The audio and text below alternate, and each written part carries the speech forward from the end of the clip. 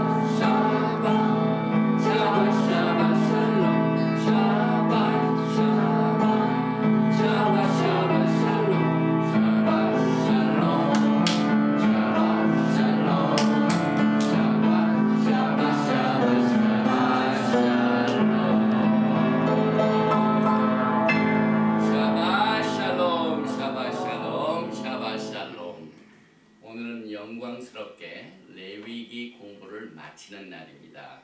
그래서 지난 7주 동안 공부한 내용들을 오늘 레위기 바이크라 26장 3절부터 27장 34절까지를 본문으로 해서 제목은 베크코타이 내 규례라는 축복의 시간을 갖게 됩니다.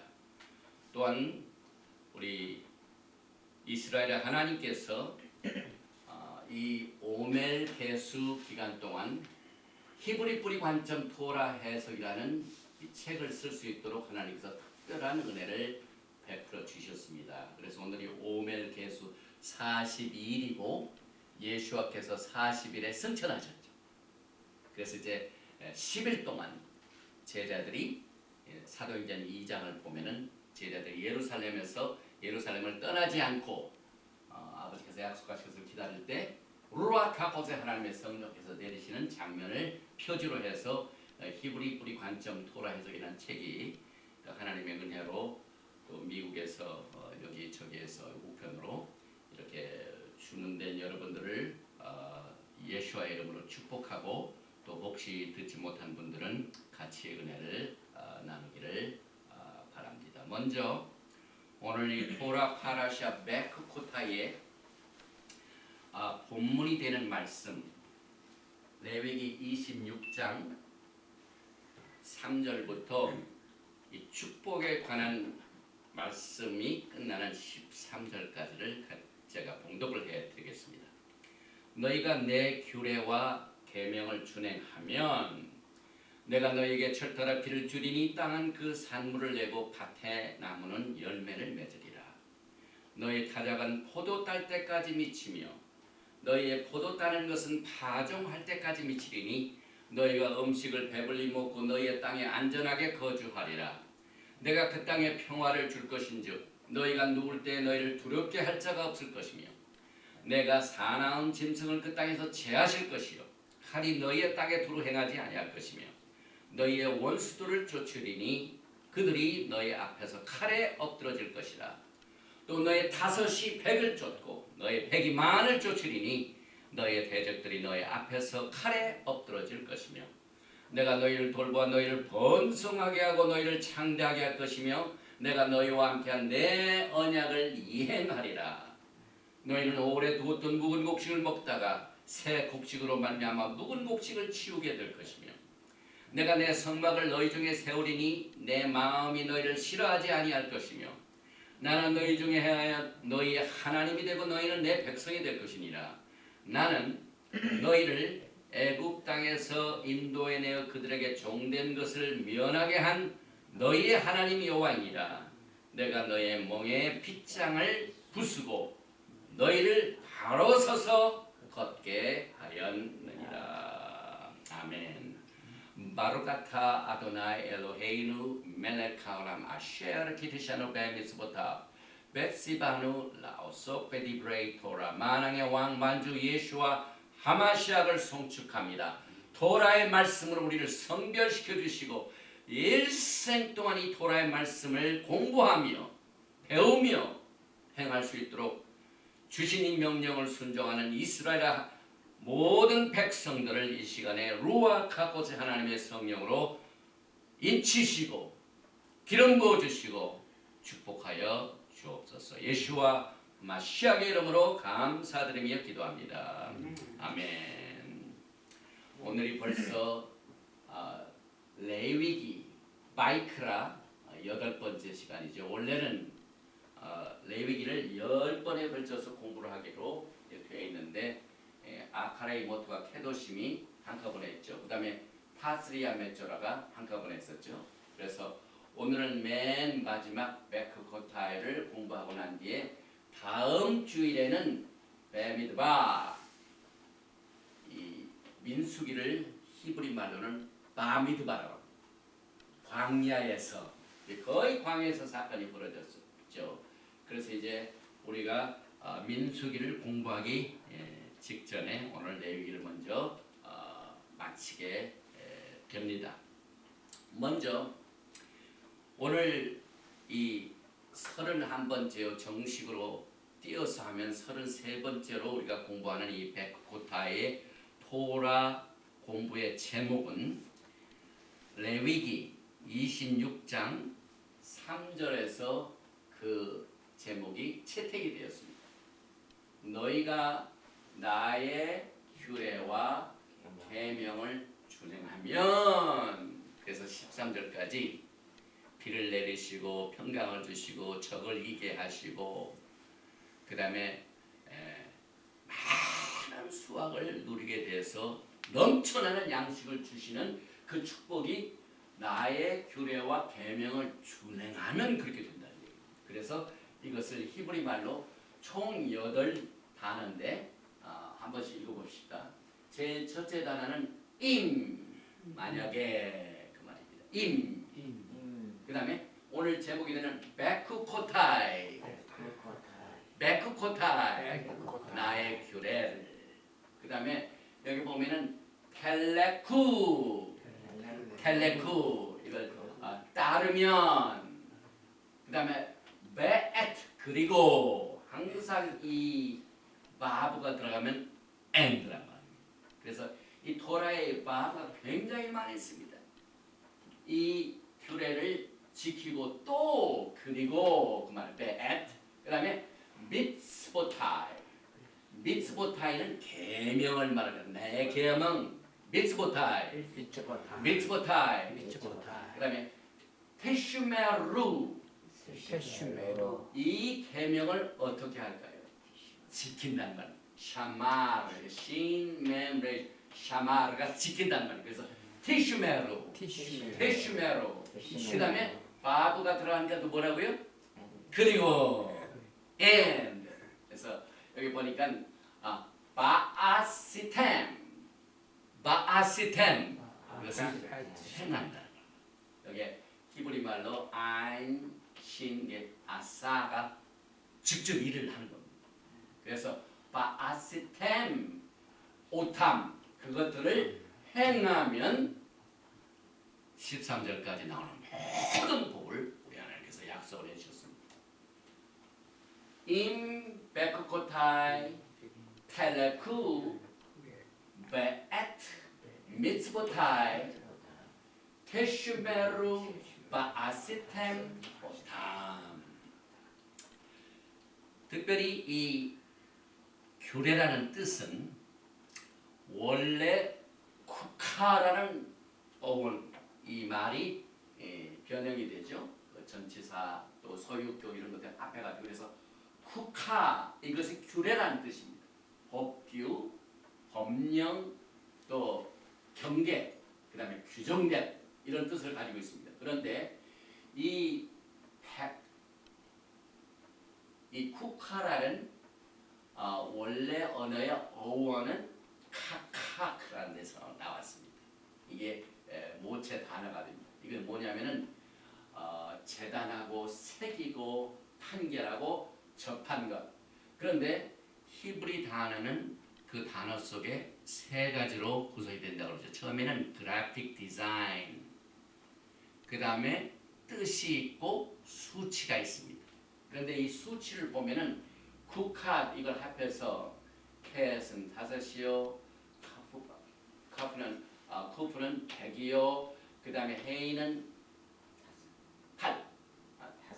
이게 5죠. 네, 거꾸로 됐죠. 이게 8이고 100이고 5. 그래서 총 113입니다.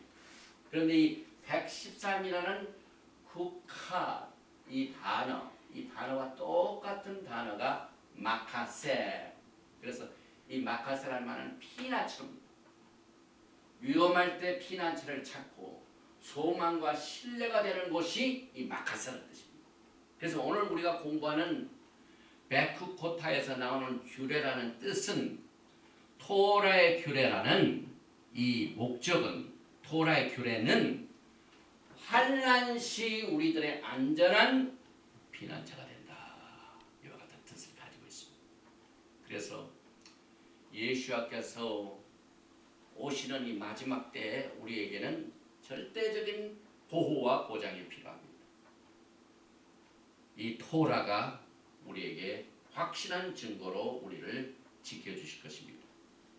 오늘 이 베크코타에 나오는 레위기 26장, 27장의 내용은 성경에 나와 있는 잘한 자들에게는 하나님의 토라의 말씀을 잘 지킨 자들에게는 상을 주시고 어긴 자들에게는 형벌을 주시는 원칙이 여기에 포함이 되어 있습니다. 그런데 토라 전체를 보면은 이 원칙이 들어있는 말씀이 데바림 신명기 28장.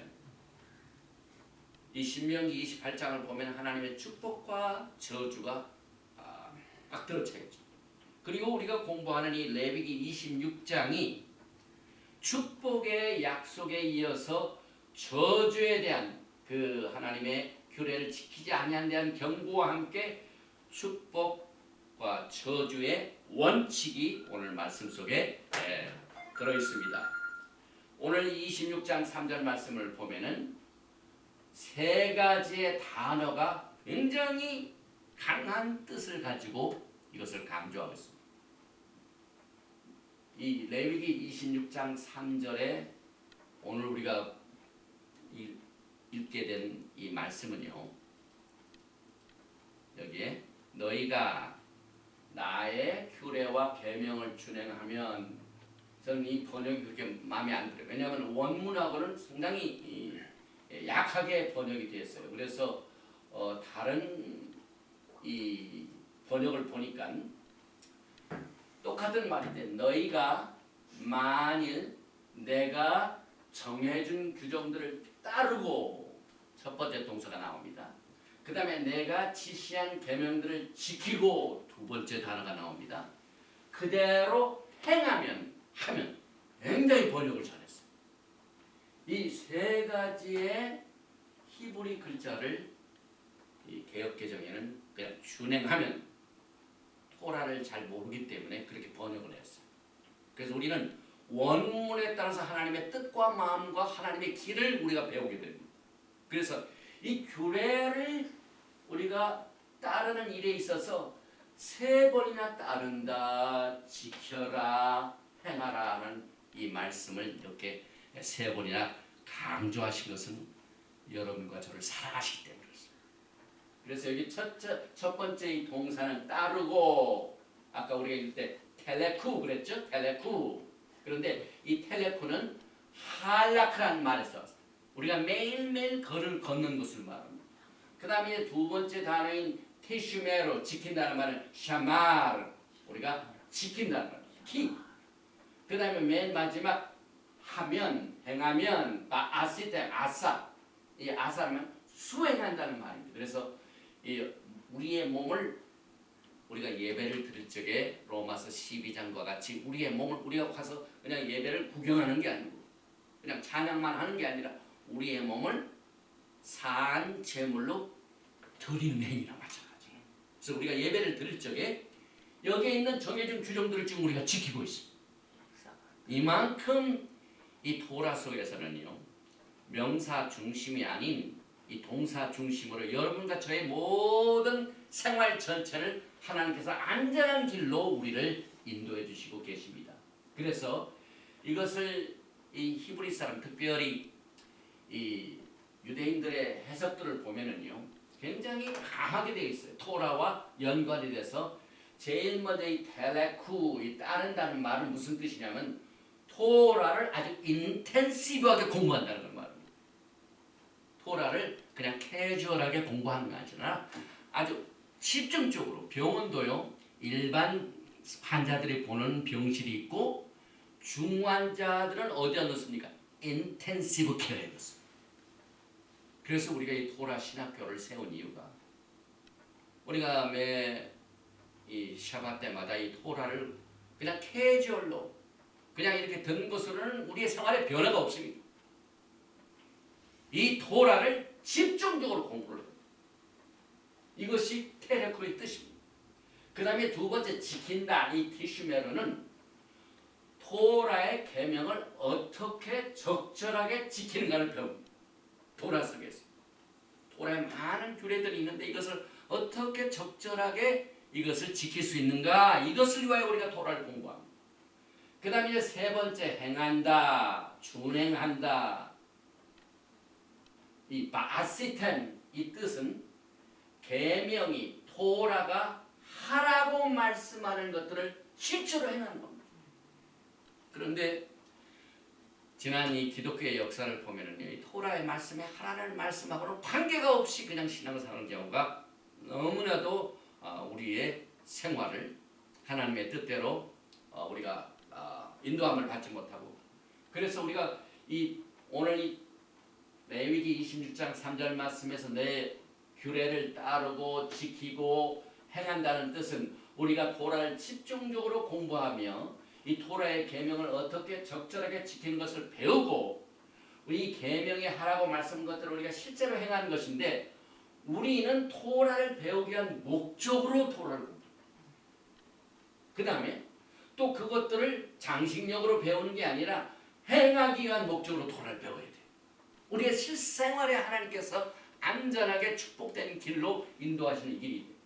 그리고 히브리 사상은 배우기 위하여 공부하고 행하기 위하여 배웁니다. 이게 슈마라는 단어 속에 다 들어가 있습니다. 그냥 듣는 데서 끝나는 것이 아니라 우리가 걸어가기 위해서, 행하기 위해서 예수와께서 우리에게 이 가는 길을, 우리가 예수를 믿게 되면은요, 하나님께서는 내 마음대로 적당하게 믿으라고 하시지 않았어요. 토라의 말씀을 속에서 이렇게 우리가 신앙을 배우고 또 공부하고 또 따르는 이것들을 다 가르쳐 주십니다. 그래서 우리가 토라 공부를 배우는데, 이 계명을 준행한 자들에게 제일 첫 번째 축복이 뭡니까? 4절 보니까 내가 너희에게 철따라 비를 주리니. 이 토라의 제일 첫 번째 계명들을 잘 지킬 자들에게 복이 비입니다. 그래서 시애틀에 사시는 여러분들은 비의 축복을 받는 분들. 또 우리 교회는 늦은비 교회이기 때문에, 사실 제가 늦은비 교회라는 것을 하나님으로부터 받아서 지을 적에는요, 토라의 깊은 그것을 가지고 지은 게 아니에요. 그냥 하나님께서 주셨어요. 그래서 일단 주신 것을 받고 난 뒤에 나중에 정리해서 깨닫고 은혜 받는 거예요. 이게 하나님의 은혜입니다. 우리가 다 알아서 구원받는 게 아니잖아요. 하나님께서 일단 구원을 시켜놓으시고 6월절에 구원을 시켜놓으시고 50일 후에 돌아주시다. 이만큼 하나님께서 우리들에게 철따라 비를 주리니 땅은 그 산물을 내고 밭의 나무는 열매를 맺으리라. 아무리 밭과 땅이 좋아도 하나님께서 하늘에 있는 문을 딱 닫아버리시고 비를 안 내리시면은 그 밭이 기능을 못해. 열매를 맺지 못합니다.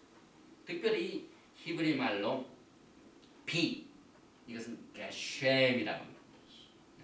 우리는 늦은 게셴, 늦은 비니까. 그래서 이 게셴은 성경적인 축복입니다. 요엘서 2장 23절에 보니까 찌온의 자녀들아, 토라에 찌온이라는 말이 나올 적에는 이게 보통 말이 아닙니다. 찌온 하면은 야훼 하나님, 이스라엘 하나님이 예수와 하마시아께서 예루살렘에서 전 세계를 그의 백성들과 함께 특별히 흩어진 12지파를 다 하나로 모아서 한 임금 밑에서 다스리는 상태를 찌온이라고. 그래서 이 찌온의 자녀들아, 너희는 너희 하나님 여호와로 말미암아 기뻐하며 즐거워할지어다. 기뻐하고 즐거운 것은 축복이지요. 그런데 그 기뻐하고 즐거운 약속을 하신 다음에 그가 너희를 위하여 비를 내리시되 이른 비를 너희에게 적당하게 주시리니 이른 비와 늦은 비가 예전과 같을 것이라. 하나님께서 복을 이른 비와 늦은 비를 주셔서 철을 따라 비를 주십니다. 그래서 이른 비 맞을 때는 이른 비를 우리가 맞아야 돼요. 늦은 비를 맞을 때는 우리가 늦은 비를 맞는다.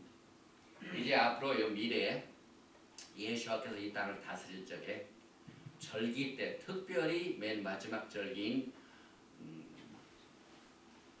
초막절, 이 수코 때 전 세계에 있는 왕들이 절기를 지키러 예루살렘에 옵니다. 그래서 스가랴서 14장 16절을 보면은 17절까지 예루살렘을 치러 왔던 이방 나라 중에 남은 자가 해마다 올라와서 예루살렘을 공격하러 왔는데 예수와께 심판을 받아가지고 회개하죠. 그래서 그들이 해마다 예루살렘에 올라와서 그 왕 예수와 만군의 여호와께 예배를 드리고 초막절을 지킬 것이라. 우리가 왜 절기를 지킵니까? 예수와께서 계명을 주셨습니다. 그래서 우리를 따르고 지키고 행합니다. 그런데 하지 못했던 사람들이 이제는 그때는 꼼짝없이 해야 돼요. 왜냐하면 여기 보니까 스가랴서 14장 10절 땅에 있는 족속들 중에 그 왕 예수와 만군의 여호와께 경배하러 예루살렘에 올라오지 아니하는 자들에게는 계명을 지키지 않고 따르지 않고 행하지 않는 자들에게는 비를 내리지 않을 것이다. 오늘 첫째 축복이 뭐라고요? 너희들이 이 계명을 지키고 따르고 행하면 비를 주시는데 지키지도 않고 따르지도 않고 행하지도 않으면 비를 안 주셔. 그러면 그 지역이 굉장히 비옥하지 못하고 삭막합니다. 히브리어에 비와 같은 동의어가 있습니다. 똑같은 단어가 있습니다. 이 동의어는 사람의 몸을 말합니다. 그래서 이 다니엘서를 보면은요, 사드락, 메삭, 아벳느고가 불 가운데 들어가서도 몸이 탔습니까? 안 탔습니까? 그 몸을 지켜주셨죠. 그래서 이 몸이라는 건 똑같이 이 게셴, 비와 똑같은 동의어입니다. 그래서 말씀을 준행한 사람들의 몸은 게셔마, 게셴 똑같이 비야. 히브리 말로 게셔마가 이 몸이 피지컬 바디. 말씀을 준행한 사람들의 몸은 해를 받아도 이스라엘 하나님께서 지켜주신다. 오늘 이 계명이 뭡니까? 규례가 뭡니까? 환난과 어려움 가운데 우리의 피난처가 되고 우리를 지켜주신 그 뜻이 있다고 그랬죠. 우리가 처음 규례를 살펴보았죠. 이 똑같은 동의의 몸도 직접 하나님께서 육체적으로 보여주셨어요. 사드락과 이 뭡니까? 새 메삭과 아벳느고 이 세 청년들을 직접 불에다 넣는데도 불구하고 그를 하나님께서 보았습니다. 그래서 다니엘서 3장 27절에 불이 능히 그들의 몸을 해하지 못하였고 머리털도 그을리지 아니하였고 겉옷빛도 변하지 아니하였으니 불탄 냄새도 없었더라. 하나님의 보호하심. 또 이 풍성한 포도 수확의 축복이 있죠. 레위기 26장 5절에 너희의 타작은 이제 가을에 타작 곡식을 이제 거둬들기 위하여 건 평평한 마당이 있지. 타작. 지금 현재 예루살렘 땅이 타작 마당이에요. 과거에 룻기에서도 나온 게 타작 마당이죠. 그래서 너의 타작은 포도 딸 때까지 미치며 너의 포도 따는 것은 바종할 때까지 미치리니 너희가 음식을 배불리 먹고 너희의 땅에 안전하게 거주하리라. 이게 굉장히 중요한 말입니다. 지금 미국과 전 세계가 무엇 때문에 막 방어에 막 지출하고 많은 국방비를 지출한 이유가 땅에서 안전하게 거주하기 위함입니다. 그런데 하나님께서 토라를 지키는 자들에게 이와 같은 풍성한 포도 수확이 이 타작마당에 포도 딸 때까지 미치며 포도 따는 것을 파종할 때까지 굉장한 축복을 주셨죠. 그런데 우리가 지난 주일 베할 산에서 레위기 25장을 공부할 적에 우리가 미스한 부분이 시간 관계상 25장 5절에 똑같이 내가 거둔 후에 자라는 것을 거두지 말고 가꾸지 아니한 포도나무가 맺은 열매를 거두지 말라. 이는 땅의 안식년입니다. 다른 사람들에게 풍성한 수확을 나눠주기 위하여 땅 주인은 수확 주인은 절대로 다 막 바닥까지 다 긁어가지 말고 가꾸지 않는 포도나무는 열매를 그대로 두라고 그랬어요. 또 레위기 25장 11절에 그 50년째 해는 너의 희년이니 너희는 파종하지 말며 스스로 나는 것을 거두지 말며 가꾸지 않은 포도를 거두지 말라. 이 포도를 수확하는데 가꾸지 아니한 이 히브리 말로 나제르란 뜻이에요. 그런데 여기에 비밀이 있습니다. 이 나지라는 것은 민수기에 나오는 나실이는 특별히 하나님께서 오직 하나님께만 전념할 수 있도록 하나님께서 세우신 특별한 종들이 있습니다. 그래서 그 중에 하나가 세례 요한. 이 세례 요한도 나질 가꾸지 아니한 이 뜻 속에 포도나무 중에서 가꾸지 아니한 포도나무, 이 가꾸지 아니한 나질이라는 뜻이 이 헌신된 자, 봉헌된 자, 나사라이트 바울 이 뜻이죠. 그래서 여기에서 이 나질이라는 가꾸지 않는 포도나무의 깊은 뜻 가운데는 여러분과 저의 구속과 굉장히 깊은 관계를 가지고 있습니다. 이제 세례 요한이 나실이었기 때문에 요한복음 1장 30절 보면은요.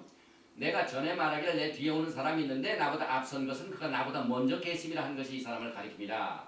그래서 세례 요한은 예수와에 대해 말할 때 그가 나보다 먼저 계심이라 벌써 알아봤습니다. 그래서 세례 요한 그 다음에 예수와께서 같은 나실이었기 때문에 역사적인 고증을 보니까요. 지금 이스라엘은 쿰란 공동체가 있습니다. 쿰란 공동체는 그때 당시에 종교 시스템이 완전히 부패됐습니다. 이 제사장 시스템 전부 돈 주고 삽니다.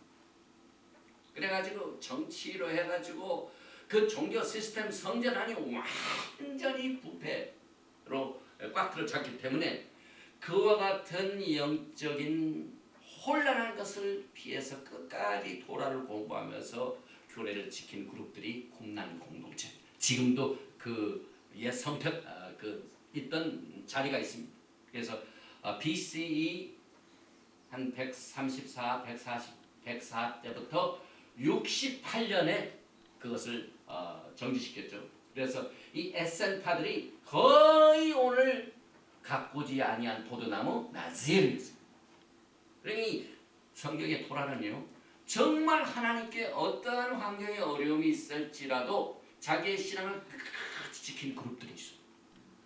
토라대로 준행하고 하나님의 약속을 버리지 아니하고 지킨 자들. 그래서 이 나지르 사람들이 거의 공동체에 속했던 멤버들이었습니다. 그래서 그들은 부패된 제사장 제도를 떠나서 참된 제사장 제도의 회복, 특히 다가오시는 말키ጼ덱의 대제사장이 기다렸습니다. 그분이 누굴까요? 예수 아닙니까? 그래서 그 말키ጼ덱의 그 제사장 시스템의 시대의 도래를 위하여 경건하게 산 사람들인데 세례 요한과 예수와께서도 국난 지역에서 이 시간을 보내셨다는 관점이 같은 나즈르라는 사실에서 우리가 믿어집니다. 그리고 첫 번 나즈르는 요셉이었어요. 근데 그 요셉의 스토리를 보면은 얼마나 참 험난한 길을 걸었습니까? 형제들로부터 미움받고 따돌림 당하고 그 다음에 또 종살이하는 그 애국에 가가지고도 시험과 환난을 겪었죠. 억울하게 누명을 쓰고 특별히 준행을 지키다. 하나님의 준행을 지키다가 끝까지 깨끗하고 경건된 삶을 사는 것 때문에 옥중에도 가고 그래서 요셉이 첫 번 낮이었는데 우리 예수와의 육신적인 아버지도 요셉이었죠. 그래서 창세기 49장 26절에 하나님께서 요셉을 축복하는 내용 중에 보니까 내 아버지의 축복이 내 선조의 축복보다 나아서 영원한 산이 한없음같이 이 축복이 요셉의 머리로 돌아오며 요셉은 그 형제 중 뛰어난 자의 정수를 돌아옵니다. 12형제 중에서도 그 아버지 야곱이 축복할 쪽이에요. 형제 중에서 뛰어났다 여기에 쓴 말이 가꾸지 아니한 나지르 똑같은 뜻이에요. 뛰어난이라는 말이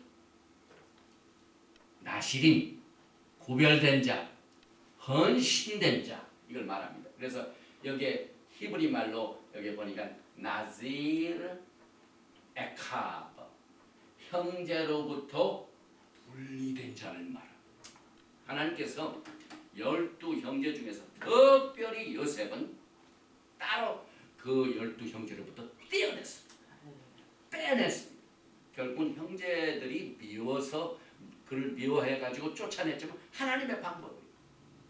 그래서 일찍 애굽으로 보내가지고 꿈을 잘 꿔가지고 애굽에서 곡식을 풍성하게 그것은 하나님께서 요셉을 특별히 뛰어난 자로 축복하시고 형제들로부터 분리시켜가지고 하나님의 구속을 이루시게 하여 그래서 그 아버지와 형제들이 이 비를 내리지 않은 그 땅에서 뭐가 없습니까? 양식이 없지 않습니까? 그 양식이 없을 적에 누가 그들을 먹여 살립니까? 요셉한테 와가지고 곡물 자료를 받아가지고 가서 아버지도 살리고 형제도 살려 끝내는 어떻게 됩니까? 그 아버지 식구들 모든 전체를 전부 애굽에 데려와가지고 다 먹여 살립니다. 이만큼 하나님의 그 규례와 계명들을 끝까지 지킨 이 성별된 자, 구별된 자, 뛰어난 자, 하나님께 봉헌된 자, 이 나지는 형제로부터 분리됐다고 했습니다. 그래서 야훼 하나님께서 이스라엘 하나님께서 야곱의 식구들을 구속하게 하여 그들을 건져내기 위하여 요셉을 그의 형제로부터 미리 빼어나가지고 선교사로 보냈습니다. 이게 하나님의 구속의 계획입니다. 그래서 우리가 정말 이 신앙을 하나님의 뜻대로 말씀대로 지키기가 힘든 시대에 살고 있는데 지금의 모든 종교 시스템이 예수께서 오셨을 적에 세례 요한이 나왔을 때 온 종교 시스템이 그를 다 저항했어요. 올바로 살려고 하는데 하나님의 뜻대로 토라의 규범을 그대로 지키는데 다 거부했어요. 그래서 우리가 살고 있는 이 시대도 마찬가지. 하나님의 말씀대로 살지 않는 종교 시스템이 이 세상을 지금 이끌어간 것 같이 보이지만은 우리가 이것을 분별해가지고 특별히 이 토라는요 우리들에게 영적인 분별을 줍니다. 그 영적인 분별은 그 이유는 하나님의 축복받는 길과 하나님의 마음과 뜻이 무엇인가를 토라에서 많이 우리에게 가르쳐 줍니다. 그래서 우리는 토라를 통하여 누구를 배운다고? 예수와 하마시아를 배웁니다. 예수와 하마시아의 마음을 배웁니다. 그래서 이 말라기서에 예수께서 우리에게 주신 마지막 말씀 중에서도 내 종 모세에게 명한 법 토라를 기억하게 하라. 토라의 그 우리가 집중적으로 공부하는 이유는 예수와 하마시아를 제대로 알고 제대로 배우고 주님을 사랑하고 섬기게 됩니다. 그래서 누가복음 1장 15절에 보니까 이렇게 하나님의 뜻대로 오신 그 세례 요한도 그렇고 예수와 자신도 그렇고 그런데 세상 사람들이 어떻게 그들을 평가를 합니까? 다시 말하면 정말 하나님의 뜻대로 그 오늘 베코코타이 규례대로 준행하면서 살고 있는 사람들이 세상에 의하여 어떻게 평가를 받고 있습니까? 누가복음 1장 15절에 보니까 이는 그가 주 앞에 큰 자가 되며 포도주나 독한 술을 마시지 아니하며 모태로부터 성령의 충만함을 받아. 이건 뭘 의미하냐면요, 세례 요한이 왔을 때 얘기죠. 그래서 그것을 바탕으로 해서 또 예수께서 이 세대의 사람들을 비유로 말씀을 하셨는데 누가복음 1장 15절 조금 뒤를 보니까 누가복음 1장 32절에 보니까 비유하건대 아이들이 장터에 앉아 서로 불러 이르되 우리가 너희를 향하여 비례를 불어도 너희가 춤추지 않고 우리가 과에도 너희가 울지 아니하였다 같도다. 그리고 난 뒤에 누가복음 7장 33절에 예수와 그 다음에 세례 요한을 어떻게 표현합니까? 세례 요한이 와서 떡도 먹지 아니하며 포도주도 마시지 아니하며 너의 말이 귀신이 들렸다 하더니 인자는 예수에 대해 어떻게 평가하냐면 와서 먹고 마심에 너의 말이 보라 먹기를 탐하고 포도주를 즐기는 사람이요 세리와 죄인의 친구로다 하니 얼마나 이 세상에 썩어 빠졌습니까? 예수에 대한 말을 보십시오. 세례 요한에 대한 평가 말씀을 보십시오. 그래서 이 나시르는 당시 부패된 제사장 제도로부터 따로 분리되어 하나님께서 성별시켰습니다. 그들은 성별된 제사장 제도를 이룩할 수가 있었습니다. 그리고 나지르는 당시 부패된 가야바의 제사장 제도보다 더 높은 영적인 위치를 누리고 있었습니다.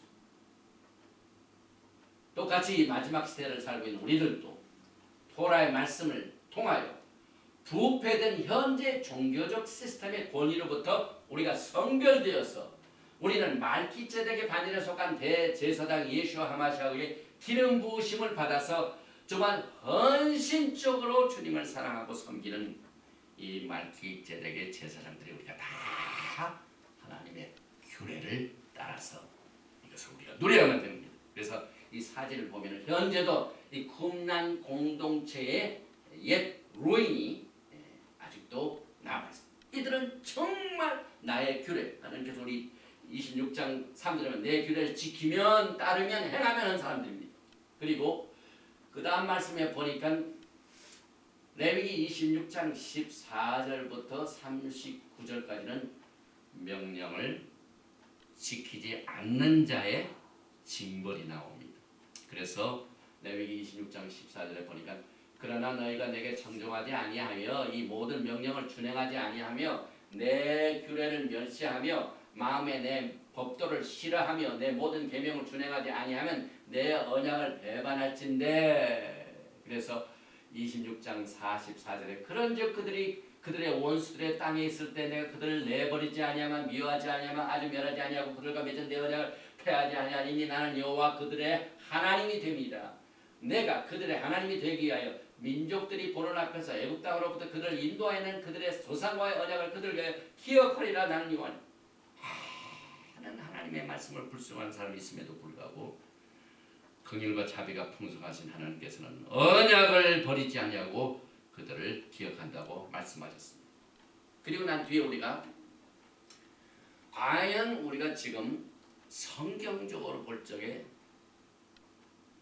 어떤 것이 우리에게 큰 축복이 되는가? 이 성경적인 축복은 말기ጼ덱의 제사장 시스템을 우리에게 가져다 주신 예수와를 쫓아서 왕권과 장자권과 제사장권이 신령한 복을 받게 되는 하나님의 축복이요. 또 성경적인 축복입니다. 그런데 지금 우리가 살고 있는 이 시대에 많은 징조들이 지금 나오고 있습니다.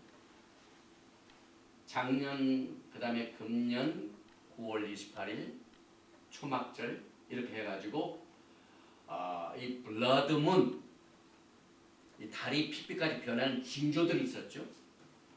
요엘서 2장 31절에 여호와의 크고 두려운 날이 이르기 전에 해가 어두워지고 달이 핏빛같이 변하라니와. 이제 금년 가을 초막절에도 이와 같은 일이 하나 더 남았습니다. 4개가. 그런데 또 이 징조 중에 하나, 우리 마지막 때 징조 중에 하나가 엘리야의 사역과 메시지입니다.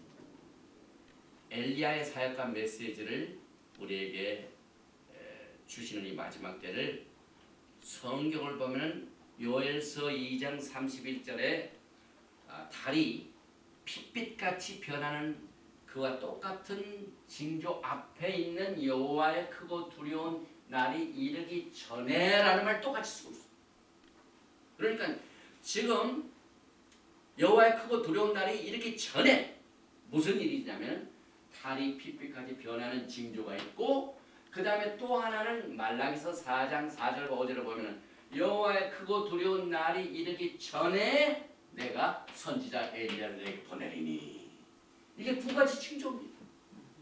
지금 저는 마지막 때 엘리야의 사역을 지금 대행하고 있습니다. 여기서 엘리야의 사역과 메시지는 기능을 말합니다. 메시지는 뭐라고요? 말라기서 내 종 모세에게 명한 법 토라를 기억하게 하라. 여호와의 크고 두려운 날이 이르기 전에 내가 엘리야를 보내리니. 같은 징조요 사건이죠. 그래서 우리는 지금 여호와의 크고 두려운 날이 이르기 전에 살고 있어. 그런데 두 가지 징조를 주셔가지고 하나는 달이 핏빛같이 변하는 육체적인 저 하늘에 떠 있는 이 천체를 통해서 이 징조를 우리에게 보여주시고, 또 하나는 영적인 사건으로 선지자 엘리야를 보내서 지금 뭘 회복하고 있어? 토라를 회복하고 있지 않습니까? 지금 우리가 내 종 모세에게 명한 것 토라를 기억하게 하는. 그래서 지금 우리는 매주 샤밧 때마다 하나님께서 우리에게 주신 이 토라의 말씀을 통하여 어떤 징조가 우리 자신이 되냐면은 마지막 때 여호와의 크고 두려운 날이 이르기 전에 징조. 이 미국에서도 이제 6월달에 저 달라스 텍사스에서 전 지역에서 토라를 가르치는 선생님들이 모여가지고 컨퍼런스를 합니다.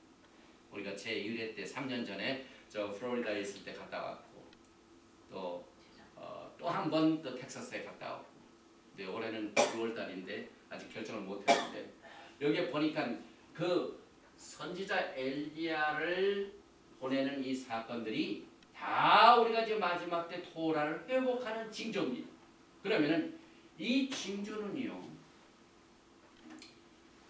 하나의 하나님이 예비하신 사건 앞에 나오는 징조.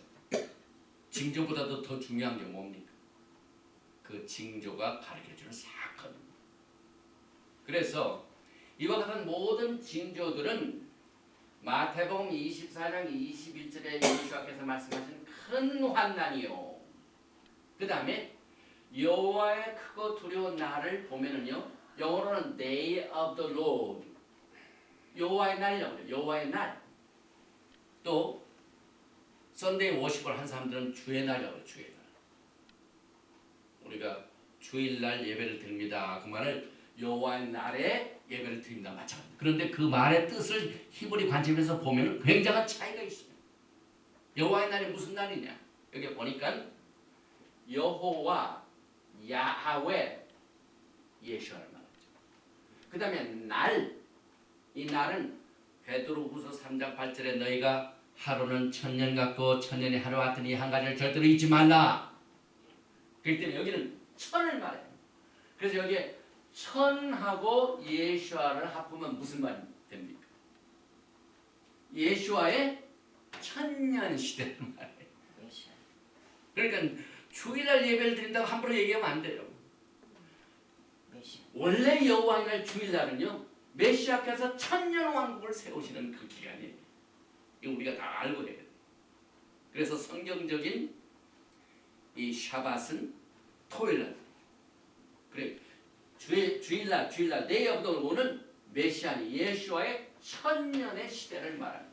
이와 같이 근환난이요 메시아의 천년 시대에 이런 사건을 징조로서 말해주고 지금 이와 같은 날들이 지금 다 왔기 때문에 그 전에 여기 보죠. 전에 여호와의 크고 두려운 날이 이르기 전에 이렇게 주셨죠. 그런데 또 하나의 아주 귀중한 징조가 있습니다. 이 징조가 지금 이스라엘에서 나타나는 사건입니다.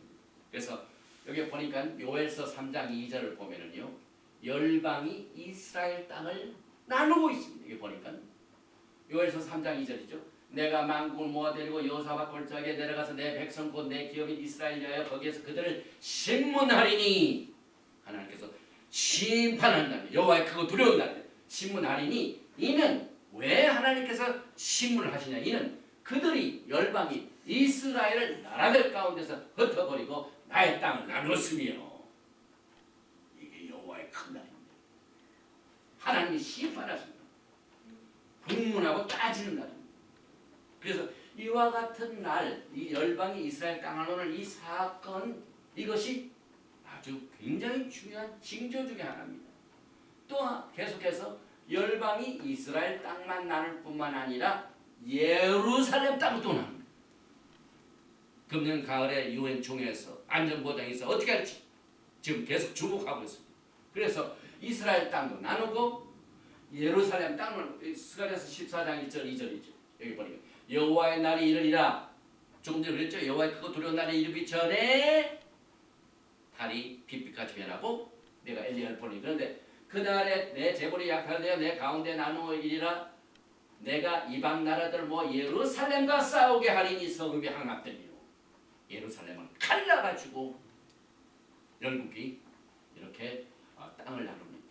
그래서 이 징조 중에 지금 이스라엘 땅을 나누는 사건, 예루살렘 땅을 나누는 사건 이렇게 해가지고 뭘 하자는 거예요. 여기 보니까 피에로 국가를 이스라엘 산에 세웁니다. 이게 하나님의 심판을 자초하는 힘입니다. 이 성경에 나오는 이스라엘 산이라는 것은요. 에스겔서 36장 1절부터 3절 나오는데 지금 현재 예루살렘, 유대, 사마리아를 말합니다. 그런데 지금 피에로 국가가 어디에 땅을 세우려고 해요? 그대로 성경적인 이스라엘 산입니다. 그 결과 이렇게 이스라엘 땅, 예루살렘 땅을 나눠가지고 거기에다 이스라엘 산에다가 나라를 세우면 그 징조입니다. 세우면은 뭐가 옵니까? 열국의 심판. 이것이 여호와의 크고 두려운 날입니다. 그래서 14장 3절 보면은요, 여기에 인자야 너는 이스라엘 산들에게 예하라. 여기 이스라엘 산들이죠. 이르기를 이스라엘 산들아 여호와의 말씀 들으라. 에스겔서 32절에 원수들이 열방들이죠. 유엔, EU, 미국, 피에로 원수들이 내게 대하여 말하기를 아하 예적 높은 곳이 우리의 기업이 되었도다. 이스라엘 땅도 나누고 예루살렘 땅도 나오고 이것이 우리의 기업이 되었도다. 예언되어 있습니다. 그래서 이 피에로 국가를 이스라엘 산들에 세워서 선포하는 일들이 하나님의 심판을 가져오게 됩니다. 그래서 이 심판의 내용도 스가랴서 14장 3절에 그때 여호와께서 나가서 그 이방 나라를 치시되 여호와의 크고 두려운 날입니다. 땅을 나눈 국가들을 하나님께서 심판을 쳐버리십니다. 그런데 이 나라를 치실 적에 그 다음 말씀 보면 이왕의 전쟁 날에 싸운 거죠. 이 날이 언제인 줄 아세요? 과거에 애굽에서 백성들이 나올 적에 우리 야훼 하나님께서 이 애굽을 치셨습니다. 재앙으로 치시고. 그래서 여기 보니까 이왕의 전쟁 날에 싸운 거죠. 그래 우리 토라가요 예언입니다. 우리가 출애굽기 배울 적에 출애굽할 때 어떻게 야훼 하나님께서 애굽을 심판하시죠. 10가지 재앙으로. 그리고 그 물을 갈라가지고 심판을 하셨죠. 그래서 이 모든 내용들이 성경 그대로 이렇게 예언된 대로 이루어지되 과거에 있었던 역사적인 사건 그대로 하시리라. 그러니까 우리가 앞으로 어떤 일이 있다는 것을 이 토라 속에서 우리가 이미 배운 내용들. 그래서 요엘서 3장 2절에도 내가 만국을 모아 데리고 여호사밧 골짜기에 내려가서 내 백성 곧 내 기업인 이스라엘에 여기 보세요. 이스라엘이 뭐라고요? 내 기업, 하나님의 기업입니다. 하나님의 땅. 그래서 거기에서 그들을 심문하리니 이는 그들이 이스라엘을 나라들 가운데 흩어버리고 나의 땅을 나눴으니요. 이스라엘의 땅이 예루살렘의 땅이 나누면은 야훼 하나님께서 그들을 치십니다. 이게 앞으로 임하게 될 여호와의 크고 두려운 날입니다. 그 참 심판의 날에 야훼 하나님께서 또 우리들에게 축복이 되는 사역을 동시에 하십니다. 그래서 이 마지막 때에 정말 이 여호와의 크고 두려운 날이 어두운 것 같지만 동시에 큰 축복이 하나님의 구속의 계획 가운데 지금 진행이 되고 있습니다. 그래서 에스겔서 37장 15절에서 28절에 기록된 대로 우리 예수께서는 그 열방들을 치심과 동시에 전 세계에 흩어져 있는 12지파의 포로 생활을 끝나게 해주십니다. 백성들을 다시 불러오십니다. 그래서 그것이 에스겔서 37장 16절에 나와 있는 예언입니다. 인자의 너는 막대기 하나를 가져다가 그 위에 유다와 그 짝 이스라엘 자손이라 쓰고 또 다른 막대기 하나를 가지고 그 위에 에브라임의 막대기 곧 요셉과 그 짝 이스라엘 온 족속이라 쓰고. 그래서 에브라임은 요셉 족속, 요셉은 가꾸지 아니한 포도로서 나질이었죠. 그래서 늘 요셉 이것은 구출하는. 그래서 전 세계에 흩어져 있는 12지파를 여기서 유다와 이스라엘 자손, 그 다음에 에브라임 막대기. 그래서 유다의 집과 요셉의 집 이 두 집을 하나로 묶습니다. 그래서 그 짝 이스라엘 온 족속이라 쓰고 그들에게 이렇게 주 여호와께서 같이 말씀하시길 내가 이스라엘 자손을 잡혀간 여러 나라에서 인도하며 그 사방에서 모아서 그 고국 땅으로 돌아가게 하고 그 땅 이스라엘 모든 산에서 그들이 한 나라를 이루어서 한 임금이 모두 다스리게 하리니 그들이 다시는 두 민족이 되지 아니하며 두 나라로 나오지 아니하는 축복이 기다리고 있습니다.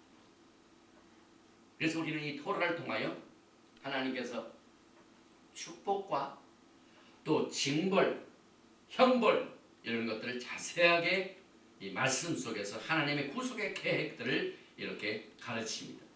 그리고 난 뒤에 스가랴서 14장 3절에 보니까 그때 여호와께서 나가서 그 이방 나라들 치시되 이왕의 전쟁날에 쌍과 자시리라.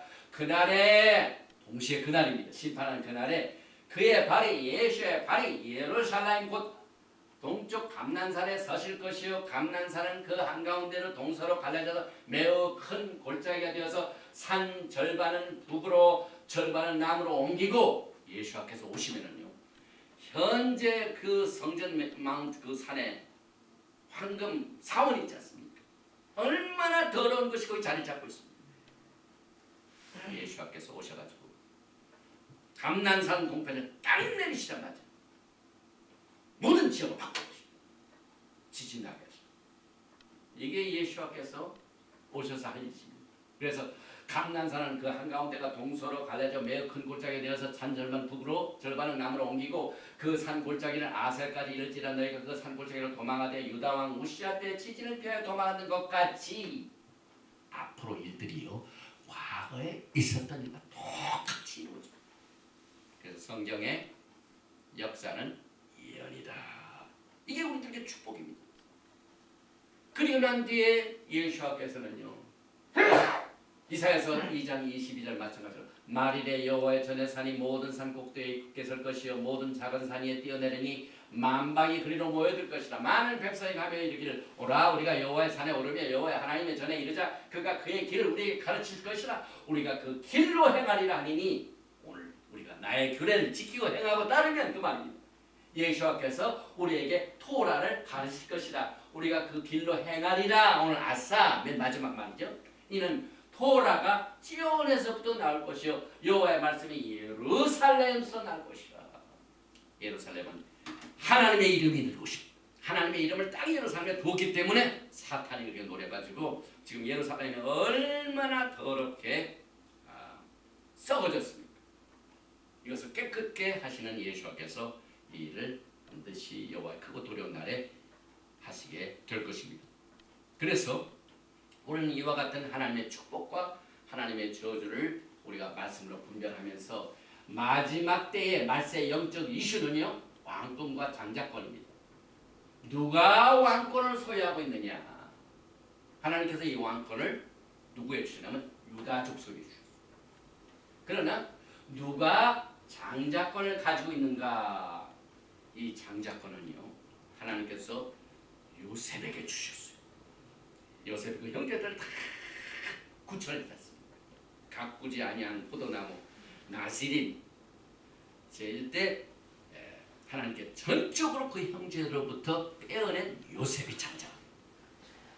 그래서 성경에 역대상 5장 1절에 이스라엘의 장자 루벤, 이 진짜 장자 루벤이죠. 루벤이 아들들은 이러하니라.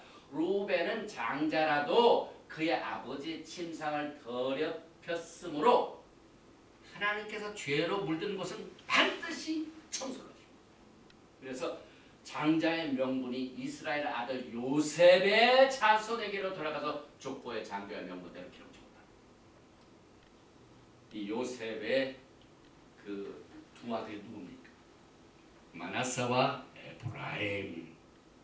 이게 곧 여러분과 저입니다. 하나님께서는 왕권은 유대인들에게 맡겨놓으셨어요.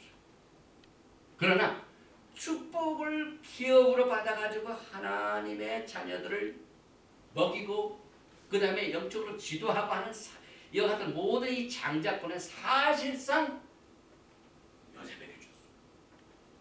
그래서 요셉이 일찍부터 애굽에 가서 애굽의 여자를 얻었어. 결혼해가지고 아들을 낳고 그래서 그 할아버지 요셉의 아버지 야곱이 축복할 적에도 소를 이렇게 해가지고 에브라임 마나세에다가 축복을 이 장자의 축복을 줬습니다. 그래서 여기 보니까 유다는 형제보다 뛰어나고 주권자가 유다에게서 났으나 유다는 왕권 뛰어나. 왜냐하면 예수께서 유다 지파지. 그러나 장자의 명분은 요셉에게 있습니다. 이게 마지막 때 여러분과 저에게 하나님께서 주신 축복입니다. 왕권은 유대인들에게 맡기고 그러나 장자권은 여러분과 저에게 하나님께서 주셨습니다. 그래서 예수와는 장자권도 갖고 계시고 제사장권도 가지시고 왕권의 소유자이십니다. 여러분과 저의 주인이 되시고 남편이 되시고 신랑이 되신 예수와께서는요 왕권도 있고 제사장권도 있고 또 장자권을 가지고 있으니까 우리 요셉 지파도 왕권까지 갖게 돼요. 왕 같은 제사장. 예수와께서 말키제덱의 제사장. 이것이 우리가 토라 속에서 배우게 되는 축복입니다. 예수와께서는 장자이시고 장자는 제사장의 기름 부으심과 왕권을 소유하고 예수와는 말키제덱의 대제사장이 되시고 예수와는 전 세계 만왕의 왕이시고 장자권과 제사장권과 왕권의 지위를 갖는 자는 말키제덱의 제사장 제도의 리더십 역할을 함으로 말미암아 나라를 다스리며 고엘 기업 물을 자가 됩니다. 그래서 이 마지막 때에 이 왕권과 장자권의 투쟁이 지금 중동에서 벌어지고 있습니다. 종말의 사탄은요, 사탄의 목적은 이스라엘, 특별히 예루살렘에서 이 세상을 다스리는 것이 꿈입니다. 사탄은 항상 하나님 것을 도둑질해 갑니다. 그 축복이 뭔가를 알아요. 그래서 이 왕권을 노리고 있기 때문에 예루살렘에서 다스리기를 원합니다. 그래서 이 엔티마사야, 이 사탄이 이것을 위하여 지금 무대가 필요하죠. 이 세상 무대가 필요한데 결국 사탄은 예수께서 메시아닉 시드라의 시주 계보죠. 이것을 통해 가지고 구속의 무대를 세우시는 계획을 자기네들의 시드라를 오히려 도둑질합니다. 그러니까 사탄은요 하나님 거를 뺏어갑니다.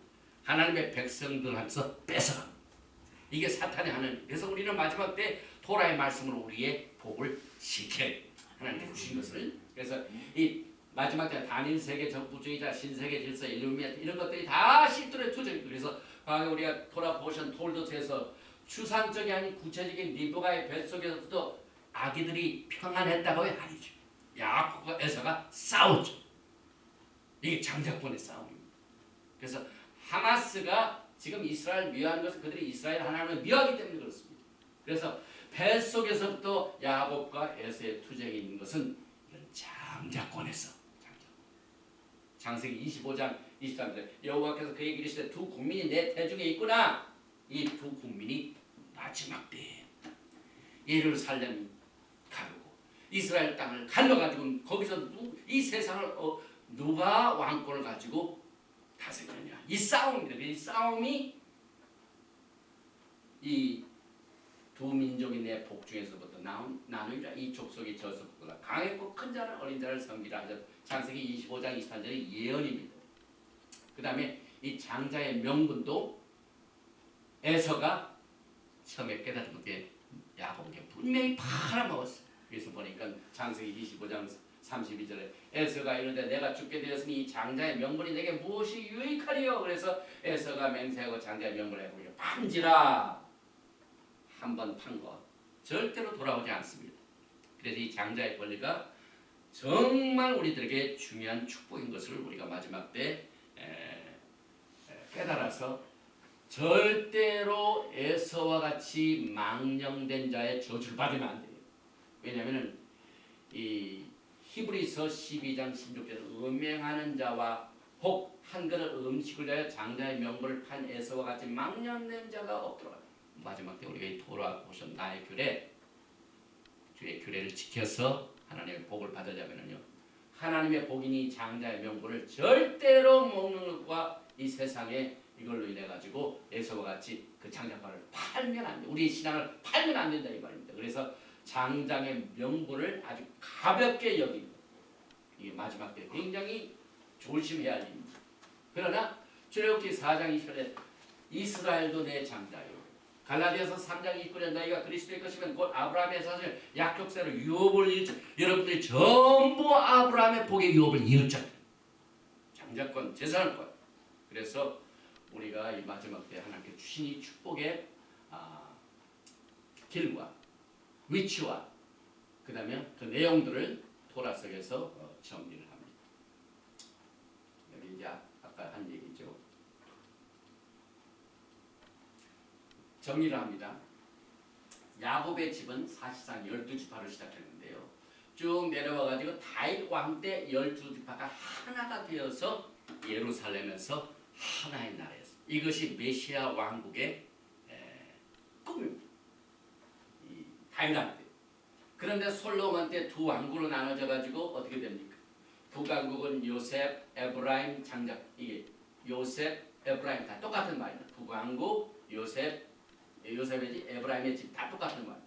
그 다음에 남쪽에는 유다. 그런데 유다 남쪽의 왕국은 왕권 나라가 됐고 에프라임은 장자권 나라가 됐죠. 그런데 이 북왕국이 토라를 지켰습니까? 떠났습니까? 떠났죠. 그래서 토라도 떠나고 언약에서 잘리고 이것은 또 가족적으로 보면 이혼이나 마찬가지고 포로 사고납니다. 그런데 이 남왕국 유다는요 왕권 국가가 되었음에도 불구하고 예수께서 예루살렘에 딱 낙이 타고 오실 적에 많은 사람들이 호산나 호산나고 왕으로 그를 환영했습니다. 그러나 종교 지도자들, 정치 지도자들이 예수 왕권을 가지고 오신 왕권을 가진 그 나라가 만왕의 왕 만주 예수와를 환영했습니까? 거절했습니다. 이게 굉장히 큰 이슈입니다. 그래서 북왕국은 토라를 떠나 뿔뿔이 헤어지고 남왕국 유대인들은 예수와를 거절했습니다. 왕권 나라가 왕을 알아보지 못했습니다. 그런데 나중에요, 예수께서 회개의 기회를 주셨어요. 예수께서 예루살렘에 오셔가지고 입성하시고 난 뒤에 잡히셔서 그들에게 재판을 받습니다. 왕이 세상 나라 왕에 의해서 재판을 받고 그 재판에서 끝까지 왕을 정식으로 거절을 했습니다. 근데 예수께서 십자가에서 죽으시고 장사 지내시고 사흘 만에 부활하심으로 말미암아 예수가 막 살아나셨는데도 불구하고 그때 예수를 왕으로 받아들이지 아니한 모든 종교 지도자들이 회개할 기회가 있었어요. 예수께서 부활하시고 난 뒤에 바로 올라가셨습니까? 아니죠. 이 땅에 40일 동안 기회를 주셨어요. 많은 사람들이 그때 막 무덤에서 일어났어요. 예수께서 부활하시고 그날 많은 사람들이 죽었던 사람이 일어나가지고 막 돌아다니면서 많은 사람이 집거가 돼가지고 그때 종교 지도자들이 그때 회개를 했더라면 그때 왕권이 받아지고 나라가 세워지고, 그럼에도 불구하고 그들은 끝까지 회개를 안 하고 거절을 했습니다. 40일간, 그러니까 오멜 계산 40일 똑같아요. 그리고 난 뒤에 열흘 후에 어떻게 됩니까?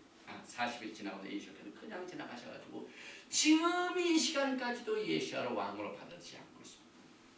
그런데 앞으로 그렇게 됩니다. 예수께서 직접 오시게 됩니다. 그리고 그들이 예수를 안 받아들인 결과 얼마나 많은 어려움이 있었습니까? 그래서 우리 예수께서 이제 여러분과 저에게 오늘 이 축복과 저주의 원칙을 통하여 새로운 이 언약을 끝까지 지켜주신다는 약속의 말씀으로 오늘 우리 이 토라 포션 맨 레위기 마지막 베코타이, 너희가 내 규례와 내 계명을 준행하면 내가 너에게 철따라 이를 주리니 땅은 그 사물을 받고 밭에 나무는 열매를 맺으리라 하는 이 말씀을 붙들고 이 마지막 때 어떤 것이 축복이고 어떤 것이 형벌인 것을 분별하고, 이번에는 특별히 우리가 이 토라의 말씀 속에서 하나님께서 제정하신 복 가운데 여러분과 저에게 아브라함의 기업을 이을 유업자로 만드셨습니다. 그리고 예수께서 장자가 되시고 왕이 되시고 대제사장이기 때문에 말기세덱의 제사장의 복을 여러분과 저희 곁에 주셨습니다. 이 영적인 축복의 우리의 위치, 왕권을 누리는, 제사장권을 누리는, 장자권을 누리는 이 복을 이 토라 속에서 우리 것으로 주신 주님께 모든 영광을 올려드립니다. 여러분의 생애 가운데 이 토라의 말씀이 어려운 가운데서 보호가 되시고 또 예수께서 오시는 여호와의 크고 두려운 날에 이르기 전에 이 토라의 말씀으로 아름다운 신부로 단장하여 좁은 문을 걸으면서 그의 영광을 기다리면서 주의 아름다운 신부의 자격으로 주님을 만나시는 영광이 되시기를 주님의 이름으로 축원드리며 돌아보신 백토타이 장시간에 걸쳐서 들으신 여러분들을 축복하고 오늘 메시지를 마칩니다. 예가를 헤카 아도나이 베이시메레카 야에 아도나이 파나발레카 미후네카 이사 아도나이 파나발레카 메야삼레카 샬롬. 여호와께서 내게 복을 주시고 여호와께서 내게 모든 것을 지키시기를 원하시고 여호와께서 내게 얼굴을 비치사 은혜 베푸시기를 원하시는 여호와께서 내게 얼굴을 향하여 드사 평강 주시기를 원하노라 할지니라. Hashem Yeshua HaMashiach, Prince of Peace and Coming King. 아멘. 샬롬. 아멘.